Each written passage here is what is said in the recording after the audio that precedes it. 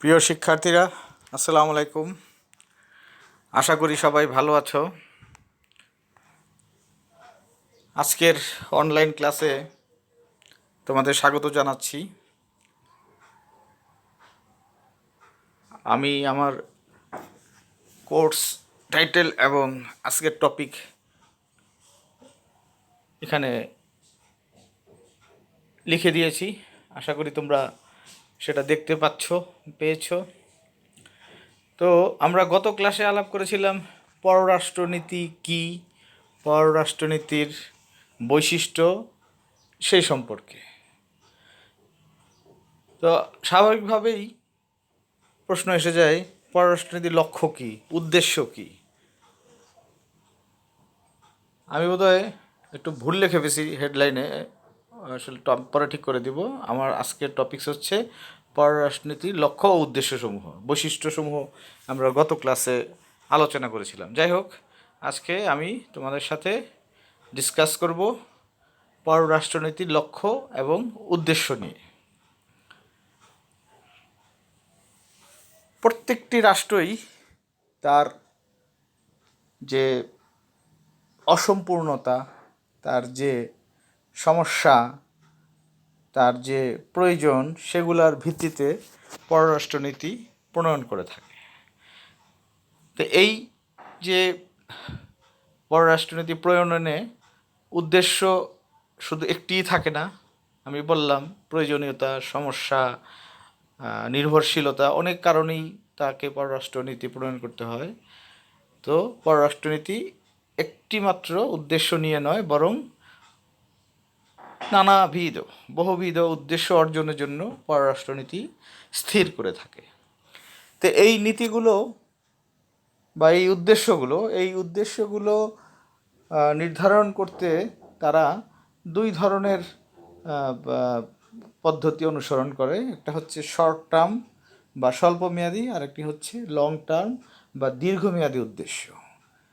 কিছু কিছু পররাষ্ট্রনীতিতে এমন কিছু উপাদান, এমন কিছু উপাদান থাকে বা নির্দেশনা থাকে যে খুব শর্টলি সেটা সে অর্জন করবে, আর কিছু উদ্দেশ্য আছে যেটা দীর্ঘমেয়াদে সে অর্জন করবে। এভাবেই পররাষ্ট্রনীতি লক্ষ্য উদ্দেশ্যগুলো নির্ধারণ করে থাকে পৃথিবীর প্রতিটি রাষ্ট্রই। তো প্রথমেই যে উদ্দেশ্য, সবচেয়ে গুরুত্বপূর্ণ উদ্দেশ্য, সেটি হচ্ছে আত্মরক্ষা, অথবা ইংরেজিতে বলে সেলফ প্রিজারভেশন। আত্মরক্ষা প্রতিটি ক্ষেত্রেই প্রধান উদ্দেশ্য, ব্যক্তির ক্ষেত্রে, সমাজের ক্ষেত্রে, তেমনি রাষ্ট্রের ক্ষেত্রে, যে আমাকে নিজের সেফটি, নিজের সেলফ প্রিজারভেশন অবশ্যই মেনটেন করতে হবে।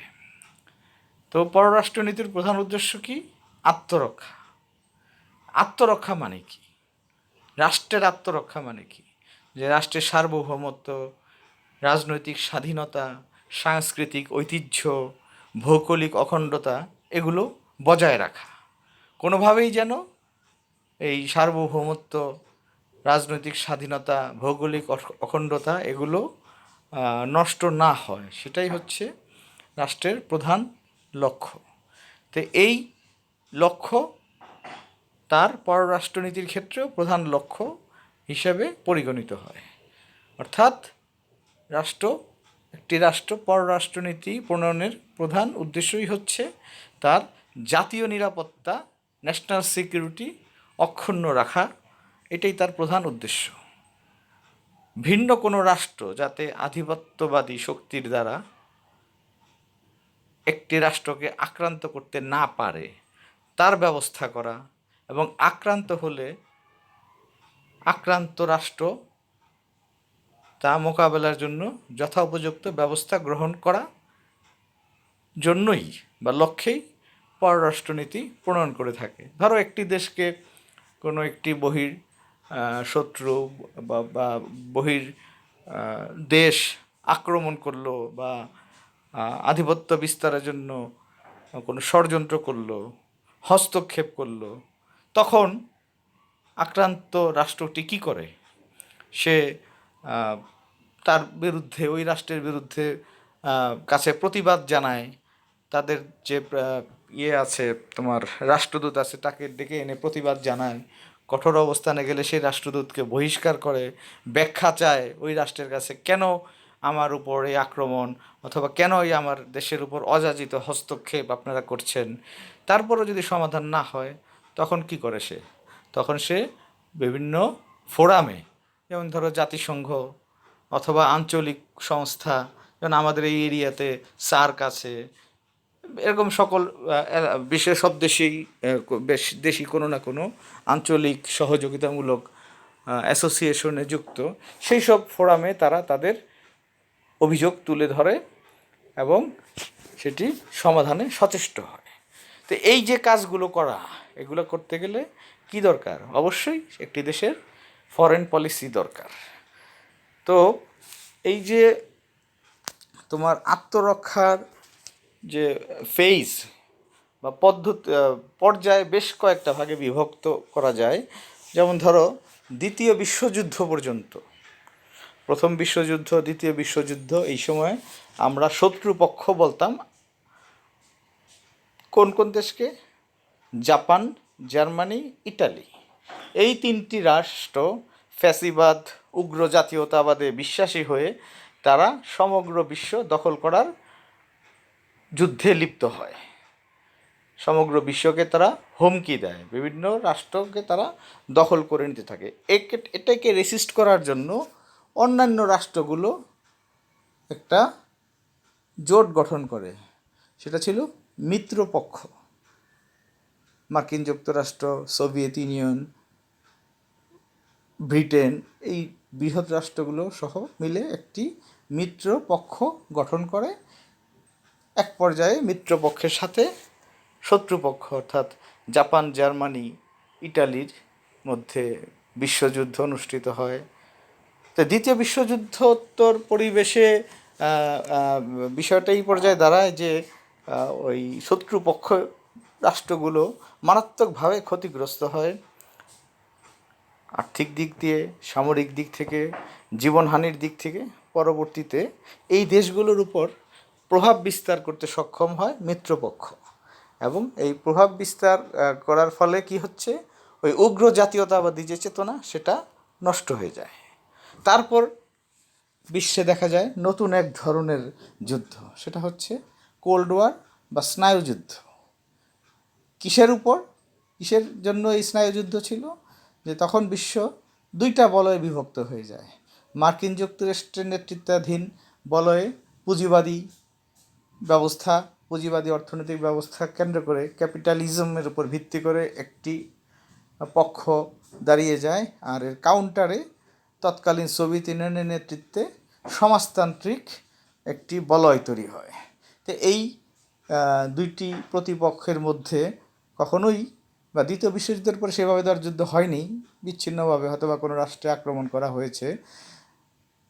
তো এই দুইটি দেশ, দুইটা বলয় সবসময় স্নায়ুযুদ্ধে লিপ্ত ছিল, কিভাবে এক পক্ষ আরেক পক্ষকে ঘায়েল করবে। তখন পররাষ্ট্রনীতি গুলো উদ্দেশ্য ওইভাবেই, আত্মরক্ষার পররাষ্ট্রনীতিতে যে আত্মরক্ষার উদ্দেশ্য, সেইভাবেই সেটা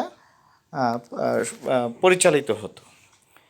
তো 90-এর দশকে সোভিয়েত ইউনিয়নে যখন গ্লাসনোস্ট, পেরেস্ত্রোইকা, এই জাতীয় উদার নীতিগুলোর প্রবর্তিত হয় এবং সোভিয়েত ইউনিয়নের সমাজতান্ত্রিক আদর্শ থেকে দূরে সরে তারা পুঁজিবাদী অর্থনৈতিক ব্যবস্থায় ফিরে আসে, সোভিয়েত ইউনিয়ন ভেঙে 11টি রাষ্ট্রে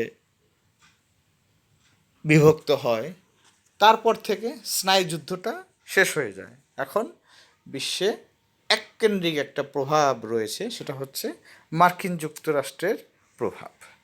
মার্কিন যুক্তরাষ্ট্র সর্বক্ষেত্রেই আধিপত্য বিস্তারের চেষ্টা করে। সেই আধিপত্য ঠেকানোর জন্যই এখন বিশ্বের অন্যান্য রাষ্ট্র তার ফরেন পলিসিতে সেলফ প্রিজার্ভেশন বা আত্মরক্ষার নতুন নতুন কৌশল অবলম্বন করতেছে। তো কী সেই কৌশল? দু একটা কৌশলের কথা বলি। এখন এই বর্তমান পরিস্থিতি, অর্থাৎ পোস্ট কোল্ড ওয়ার, স্নায়ুযুদ্ধ পরবর্তীতে বিশ্বের বিভিন্ন রাষ্ট্র পররাষ্ট্রনীতি নির্ধারণ করতে গিয়ে আহ, চুক্তি সম্পন্ন করে বিভিন্ন দেশের সাথে, যে সেটা নিরাপত্তার চুক্তি হয়ে থাকে, যাতে সে তার আত্মরক্ষা ঘটে। তারপরে বিভিন্ন জোটে শরিক হওয়া, ধরো যেমন সার্ক একটা আঞ্চলিক জোট, তারপরে আরও রয়েছে ওপেক, ওআইসি, এই সব নানা ধরনের জোট রয়েছে। এই জোটের মধ্যে তারা শরিক হচ্ছে। D8, এরকম বিভিন্ন ধরনের জোটে তারা শরিক হওয়ার ফলে কী হচ্ছে, কতগুলো রাষ্ট্র মিলে একটা পক্ষ হলো, তখন একটা রাষ্ট্রের যে শক্তি, 8-10টা রাষ্ট্র মিললে তার শক্তিটা অনেক বেড়ে যায়, তার সেলফ প্রিজারভেশনের ক্ষমতাটাও বেড়ে যায়। এই কারণেই এই জোটগুলো গঠন এবং জোটে শরিক হচ্ছে রাষ্ট্রগুলো। পাশাপাশি নিজের সুরক্ষার জন্য প্রতিটি রাষ্ট্রই দেখা যাচ্ছে আধুনিক সমরাস্ত্র ক্রয় করতেছে। আবার কোনো কোনো রাষ্ট্র তার বাণিজ্যিক সুবিধায় এই আধুনিক সমরাস্ত্র বিক্রি করতেছে। কেন বিক্রি করতেছে, সুযোগ পাচ্ছে? ওই যে অন্য রাষ্ট্রগুলো নিজের সিকিউরিটির জন্য আধুনিক অস্ত্র ক্রয় করতেছে। অর্থাৎ এই ফরেন পলিসিতে সেলফ প্রিজার্ভেশনের জন্য আধুনিক সমরাস্ত্র ক্রয় বিক্রয়ের একটা প্রবণতা চলছে। পাশাপাশি প্রতিটি রাষ্ট্রই নিজের যে সেনাবাহিনী, সেই সেনাবাহিনীকে উন্নত মানের প্রশিক্ষণ প্রদান করতেছে, যাতে কখনো কোনো বহিঃশত্রু আক্রমণ করলে তার বিরুদ্ধে কী করবে, এই সেই পররাষ্ট্রনীতি সেটা সেনাবাহিনী সেটা প্রতিহত করতে পারবে। তো এগুলোই হচ্ছে আত্মরক্ষা নীতির কৌশল। দ্বিতীয় পয়েন্ট হচ্ছে, পররাষ্ট্রনীতির দ্বিতীয় লক্ষ্য হচ্ছে জাতীয় ঐক্য এবং ভৌগোলিক ঐক্য। জাতীয় ঐক্য হচ্ছে আমার দেশের যে আমরা যে নাগরিক, আমার দেশের যে জনগোষ্ঠী, আমরা সবাই অভিন্ন জাতীয়তাবাদে বিশ্বাস করব। আমরা কখনোই নিজ দেশের বিরুদ্ধে বিশ্বাসঘাতকতা করব না, কিংবা কোনো বিদেশি শক্তির চক্রান্তে আমরা দেশে বিচ্ছিন্নতাবাদী কোনো ঘটনা ঘটাবো না, এটি লক্ষ্য রাখতে হয়। পাশাপাশি আমার দেশের যে ভৌগোলিক সীমানা, আমার দেশের যে টেকনাফ থেকে তেঁতুলিয়া, এখানে কোনো বহিঃশত্রু হস্তক্ষেপ করুক, আক্রমণ করুক, সেটাও আমরা করতে দেব না। এই আগ্রাসী নীতির বিরুদ্ধেই আমাদের পররাষ্ট্রনীতি তৈরি হয়, যাতে কোনো রাষ্ট্র আমাদের উপর আক্রমণ করতে না পারে। তৃতীয়ত, রাষ্ট্রের ভাবমূর্তি রক্ষা করা। রাষ্ট্রের ভাবমূর্তি রক্ষা করা পররাষ্ট্রনীতির অন্যতম লক্ষ্য।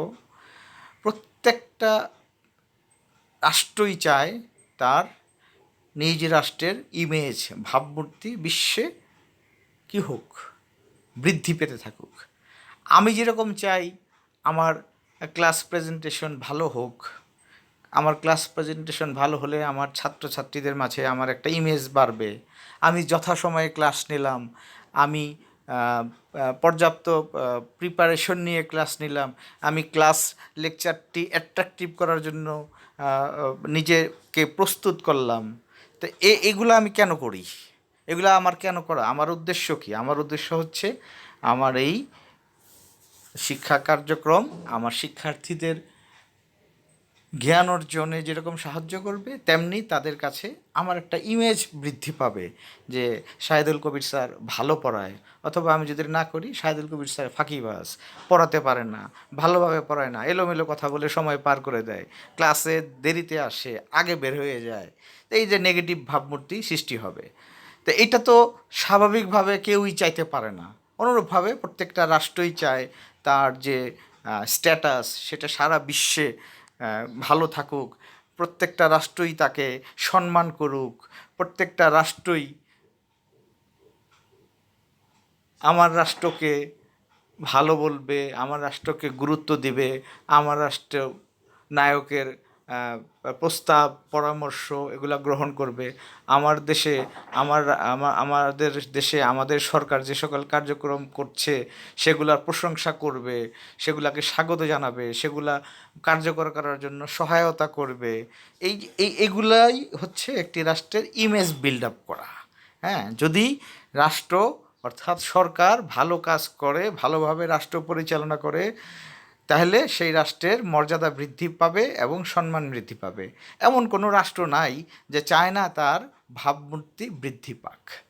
তাহলে কি বোঝা যাচ্ছে যে রাষ্ট্রের ভাবমূর্তি বৃদ্ধি করা প্রতিটি রাষ্ট্রেরই অন্যতম লক্ষ্য এবং উদ্দেশ্য। চতুর্থত, অর্থনৈতিক উন্নয়ন সাধন। অর্থনৈতিক অগ্রগতি অর্জন এবং রাষ্ট্রের অর্থনৈতিক স্বার্থ রক্ষা করা, রাষ্ট্রের অর্থনৈতিক স্বার্থ বৃদ্ধি করা, এগুলা পররাষ্ট্রনীতির একদম মৌলিক বৈশিষ্ট্য, মৌলিক উদ্দেশ্য। কারণ অর্থনৈতিক উন্নয়ন ব্যতীত কোনো রাষ্ট্র পরিচালনা করা বর্তমান কল্যাণকর যে রাজনীতি, কল্যাণকর রাষ্ট্র, তার পক্ষে সম্ভব নয়। এখন অর্থনৈতিক স্বার্থ রক্ষা করতে গেলে তো একা একা একটি রাষ্ট্র সব কিছু করতে পারে না। তাকে অন্য দেশের সাথে সুসম্পর্কের ভিত্তিতে তাকে বিভিন্ন কার্যক্রম গ্রহণ করতে হয়। পণ্য আমদানি করতে হয়, পণ্য রপ্তানি করতে হয়। যেটা আমার শর্টেজ সেটা আমি ইম্পোর্ট বা আমদানি করব, যেটা আমার সারপ্লাস সেটা আমি এক্সপোর্ট করব। সেভাবেই আমার অর্থনৈতিক কার্যক্রম বিশ্বব্যাপী ছড়িয়ে দিতে হবে। সারা বিশ্ব অর্থনৈতিক যে world market, world economy market এবং ওয়ার্ল্ড ট্রেড, এগুলা থেকে, বিশ্ব অর্থনৈতিক বাজার এবং ব্যবসা বাণিজ্য থেকে এই আধুনিক যুগে কোনো রাষ্ট্রই বিচ্ছিন্ন থাকতে চায় না। কারণ যদি বিচ্ছিন্ন থাকে তাহলে সেই দেশের জিডিপি কমে যাবে, সাধারণ মানুষের জীবন ধারণের যে মান উন্নয়ন সেটা হ্রাস পাবে, সম্পদ বৃদ্ধি হ্রাস পাবে, জীবনযাত্রা নিম্নমুখী হবে, মাথাপিছু আয় কমে যাবে। তো এগুলো তো কোনো রাষ্ট্রই চায় না, চাইতে পারে না। তাই প্রত্যেকটা রাষ্ট্রই অর্থনৈতিক উন্নয়নে সচেষ্ট। আর এই অর্থনৈতিক উন্নয়নে সকল রাষ্ট্রই, সে ছোট রাষ্ট্র হোক, বৃহৎ শক্তিশালী রাষ্ট্র হোক, সকলেই পারস্পরিক সুসম্পর্কের ভিত্তিতে বাণিজ্যিক সম্পর্ক স্থাপন করে। এই বাণিজ্যিক সম্পর্ক স্থাপনের মাধ্যমেই রাষ্ট্রের অর্থনৈতিক অগ্রগতি ঘটে থাকে। আর রাষ্ট্রের অর্থনৈতিক অগ্রগতি ঘটলেই রাষ্ট্র শক্তি সঞ্চয় করতে পারে, রাষ্ট্র কল্যাণকর রাষ্ট্রে পরিণত হতে পারে, রাষ্ট্র নিজেকে পারস্পরিক সম্পর্কের ভিত্তিতে একটি স্বনির্ভর রাষ্ট্রে পরিণত করতে পারে। সুতরাং অর্থনৈতিক উন্নয়ন সাধন পররাষ্ট্রনীতির অন্যতম লক্ষ্য। এরপর আসি আমরা পঞ্চম বৈশিষ্ট্য, রাষ্ট্রীয় আদর্শ। রাষ্ট্রীয় আদর্শ, আদর্শ কি? আদর্শ হচ্ছে একটা মতাদর্শ, যে আমার রাষ্ট্র কোন পলিসিতে চলবে।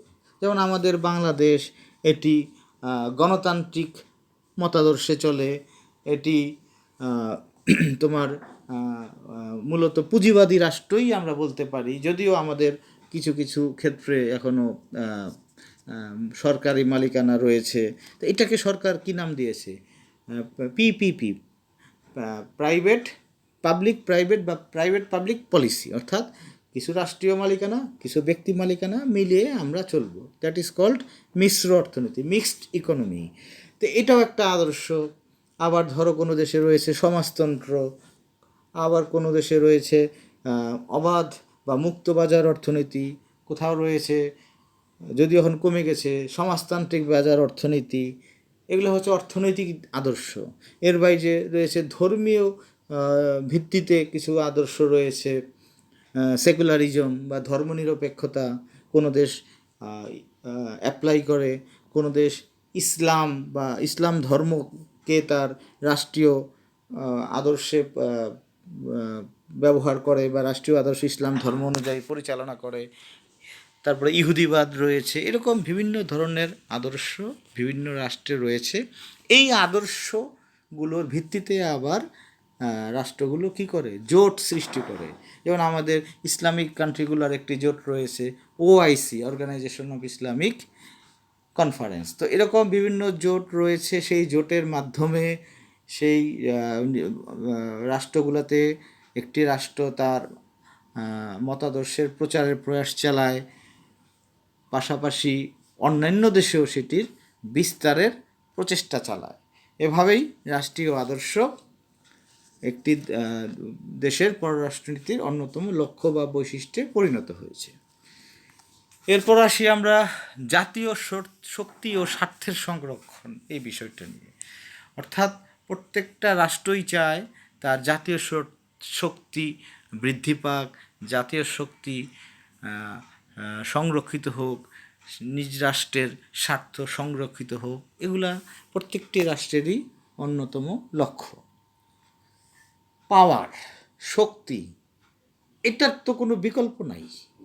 এখন কেউ যদি অবৈধভাবে পাওয়ার এক্সারসাইজ করে সেটা নিন্দনীয়, কিন্তু বৈধভাবে গ্রহণযোগ্য উপায়ে শক্তি অর্জন করে একটি রাষ্ট্র আন্তর্জাতিক রাজনীতিতে মর্যাদাপূর্ণ একটি আসনে অধিষ্ঠিত হতে পারে। অর্থাৎ রাষ্ট্রের লক্ষ্যই হচ্ছে শক্তি অর্জন করা। শক্তির বিচারেই একটি রাষ্ট্রের মানদণ্ড নির্ধারিত হয়। একটি রাষ্ট্র আন্তর্জাতিক ক্ষেত্রে কতটুকু প্রভাব বিস্তার করতে পারে সেটি সেই রাষ্ট্রের শক্তির উপর নির্ভর করতেছে। তখন সেই শক্তি কী করতে হবে? আমার অর্জন করতে হবে, আমার জাতীয় স্বার্থ সংরক্ষণ করতে হবে। তাহলেই আমার দেশ কি হবে? শক্তিশালী রাষ্ট্রে পরিণত হবে এবং আন্তর্জাতিক রাজনীতিতে নিজের মতামত, নিজের মতাদর্শ, নিজের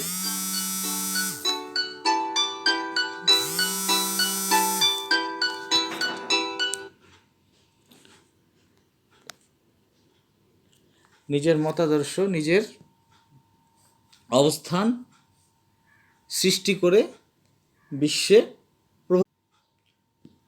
একটি প্রভাবশালী রাষ্ট্রে পরিণত হতে পারবে। কখন? যখন সেই রাষ্ট্র জাতীয় শক্তি অর্জন করতে সক্ষম হবে। এরপর আসি আমরা নেক্সট লক্ষ্য নিয়ে, সেটি হচ্ছে গতিশীলতা। গতিশীলতা, আমরা গতির সাথে তাল মিলিয়ে আমাকে চলতে হয়। আমরা স্থবির নই। আমরা প্রথম বর্ষে ফার্স্ট ইয়ারে আমরা বলেছিলাম যে রাষ্ট্রবিজ্ঞানকে একটি বিজ্ঞান। তো সেখানে আমরা কনক্লুশনে কী এনেছিলাম? যে রাষ্ট্রবিজ্ঞান অন্যান্য বিজ্ঞানের মতো ল্যাবরেটরিতে রিসার্চ করে না এবং তাদের ফলাফল সবসময় একই আসে না। তাদের গবেষণা, রাষ্ট্রবিজ্ঞানের যে গবেষণা, এটা ভ্যারি করে। একসময় বিশ্ব ছিল উগ্র জাতীয়তাবাদী বিরোধী আন্দোলনের যুদ্ধক্ষেত্র, তারপরে আসলো স্নায়ুযুদ্ধ, সেটা কেন্দ্র, এখন আসতেছে আরেক ধরনের, এরকম ভ্যারিয়েবল। তো অর্থাৎ রাষ্ট্রবিজ্ঞানকে কি বলা হতো? রাষ্ট্রবিজ্ঞান হচ্ছে একটি গতিশীল সামাজিক বিজ্ঞান। কেন গতিশীল? কারণ রাষ্ট্রবিজ্ঞান কাজ করে কী নিয়ে? মানব প্রকৃতি নিয়ে। মানব প্রকৃতি প্রতিনিয়তই চেঞ্জ হচ্ছে, গতিশীল হচ্ছে। আমি আজকে যা ভাবি কালকে তার বিকল্প ভাবি। তা আমি বলতে আমি শুধু না, আমার দেশ, আমার বিশ্ব, সবার ভাবনাতেই পরিবর্তন আসতেছে। এই জন্যই রাষ্ট্রবিজ্ঞান গতিশীল, আন্তর্জাতিক রাজনীতি গতিশীল। ফলে আমার এই গতির সাথে তাল মিলিয়ে আমার দেশের পররাষ্ট্রনীতির লক্ষ্য, উদ্দেশ্য, এগুলোও গতিশীল হতে হয়, এগুলোও পরিবর্তনশীল হয়। ফলে পররাষ্ট্রনীতির ক্ষেত্রে যে আমার লক্ষ্য থাকবে চলমান গতিশীলতার সাথে তাল মিলিয়ে আমার লক্ষ্যগুলো স্থির করা। আমি গতিশীল থাকবো, আমি ধরে বসে থাকবো না যে আমি এখনও সমাজতন্ত্রে বিশ্বাস করি, আমি এখনও রাজতন্ত্রে বিশ্বাস করি, আমি এখনও অমুক রাষ্ট্রের সাথে বিরোধিতাপূর্ণ সম্পর্ক বজায় রাখবো। যেমন এক সময় দক্ষিণ আফ্রিকা ব্ল্যাক লিস্টেড ছিল সারা বিশ্বে দক্ষিণ আফ্রিকার বর্ণবাদী আচরণের জন্য। পরবর্তীতে দক্ষিণ আফ্রিকার বিখ্যাত নেতা নেলসন ম্যান্ডেলা কয়েক যুগ সংগ্রাম করে সেখানে বর্ণবাদী প্রথার অবসান ঘটিয়ে গণতান্ত্রিক শাসন ব্যবস্থার প্রবর্তন ঘটাতে সক্ষম হন। তারপর থেকে দক্ষিণ আফ্রিকার সাথে বিশ্বের সকল রাষ্ট্রেরই সুসম্পর্ক রয়েছে। এখন তো আর আমরা বলবো না যে দক্ষিণ আফ্রিকা তোমরা কৃষ্ণাঙ্গদের উপর নির্যাতন করেছো, তাদের মৌলিক অধিকার ক্ষুণ্ণ করেছো, তাদের হত্যা করেছো, তাদের বঞ্চিত করেছো, এগুলো আমরা ভুলে গেছি। দক্ষিণ আফ্রিকা এখন কি করছে? ইভেন দক্ষিণ আফ্রিকার সাথে আমাদের সারা বিশ্বের সম্পর্কটা এতই খারাপ ছিল, তাদের সাথে খেলাধুলা বন্ধ হতো না। এই যে ক্রিকেট বিশ্বে দক্ষিণ আফ্রিকা একটা শক্তিশালী রাষ্ট্র, কিন্তু এই দেশটি অনেক বছর খেলতে পারে নাই তাদের এই বর্ণবাদী আচরণের অপরাধে, দায়। তো সেটাতে এখন আমরা নাই। আমরা দক্ষিণ আফ্রিকার সাথে এখন ব্যবসা করি, খেলাধুলা করি, বেড়াতে যাই, তারাও আসে। তো এগুলাই হচ্ছে পররাষ্ট্রনীতির গতিশীলতা। নেক্সট পয়েন্ট হচ্ছে কল্যাণ সাধন। প্রত্যেকটা রাষ্ট্রেরই অন্যতম উদ্দেশ্য হচ্ছে মানব কল্যাণ। যেহেতু আধুনিক রাষ্ট্রগুলো কল্যাণকর রাষ্ট্র, সুতরাং রাষ্ট্রের কল্যাণ করাই প্রত্যেকটা দেশের লক্ষ্য। তো এখন রাষ্ট্রের কল্যাণ, নাগরিকের কল্যাণ, এগুলাকে স্যাক্রিফাইস করে, এগুলাকে বিসর্জন দিয়ে কোনো রাষ্ট্রই পররাষ্ট্রনীতি প্রণয়ন করতে পারে না। তাহলে রাষ্ট্র কী করে? নাগরিকের কল্যাণ, রাষ্ট্রের কল্যাণ নিশ্চিত করার লক্ষ্যেই পররাষ্ট্রনীতি প্রণয়ন করে থাকে। তারপরে আমরা আরেকটা পয়েন্টে আসি, সেটা হচ্ছে রাষ্ট্রকে ক্ষমতাশালী করে তোলা। একটি রাষ্ট্র যদি ক্ষমতাশালী হয় তাহলে সমগ্র বিশ্বেই তার একটি ইমেজ বৃদ্ধি পায়, ইমেজটি সুসংহত হয়, সেই রাষ্ট্রকে সব রাষ্ট্রই মূল্যায়ন করে। রাষ্ট্রের রাষ্ট্রনায়ক যিনি, তাকে সবাই সম্মান করে। রাষ্ট্রনায়কের অনেক অনেক গ্রহণযোগ্যতা বেড়ে যায় সমগ্র বিশ্ব দরবারে। তিনি যখন কথা বলেন তার কথা মনোযোগ দিয়ে শোনেন, তার যে পরামর্শ, তার যে প্রস্তাব, সেটি গুরুত্বের সাথে বিবেচনা করা হয়, তাকে বেশি কথা বলার সুযোগ দেওয়া হয়। বিশ্বের বিভিন্ন রাষ্ট্র সেই দেশের রাষ্ট্রপ্রধানকে বা সরকার প্রধানকে আমন্ত্রণ জানায় বিভিন্ন বিষয়ে আলাপ আলোচনা করার জন্য, চুক্তি করার জন্য। তো এগুলা কোন রাষ্ট্রের সাথে করবে? যে রাষ্ট্র শক্তিশালী রাষ্ট্রের সাথেই সমগ্র বিশ্বের অন্যান্য রাষ্ট্র এই ধরনের সম্পর্ক উন্নয়নের প্রয়াস চালায়। তাহলে আমাকে কি করতে হবে? আমাকে অবশ্যই এমন পররাষ্ট্রনীতি তৈরি করতে হবে যার মাধ্যমে আমার দেশ ক্ষমতাশালী হবে। ক্ষমতাশালী হলে আন্তর্জাতিক বিশ্বে, রাজনীতিতে আমাদের গ্রহণযোগ্যতা বৃদ্ধি পাবে। এটা করার জন্য প্রতিটি রাষ্ট্রই নানা ধরনের কৌশল এবং পদ্ধতি অবলম্বন করে থাকে। সর্বশেষ যে লক্ষ্য বৈদেশিক নীতি, সেটি হচ্ছে সহযোগিতা, কোঅপারেশন। সহযোগিতা ব্যতীত কোনো কিছুই সম্ভব নয়। আমরা শুরু থেকেই বলে আসছি, আমরা সবাই জানি পৃথিবীতে কোনো রাষ্ট্রই স্বয়ংসম্পূর্ণ নয়, হোক সেটি বৃহৎ রাষ্ট্র, হোক সেটি ক্ষুদ্র রাষ্ট্র। ফলে তার যে প্রয়োজনটা, যেই রাষ্ট্রে যা প্রয়োজন সেইটা করার জন্য, সেটা মেটানোর জন্য অন্যান্য রাষ্ট্রের সাথে সহযোগিতামূলক সম্পর্ক বজায় রাখতে হবে।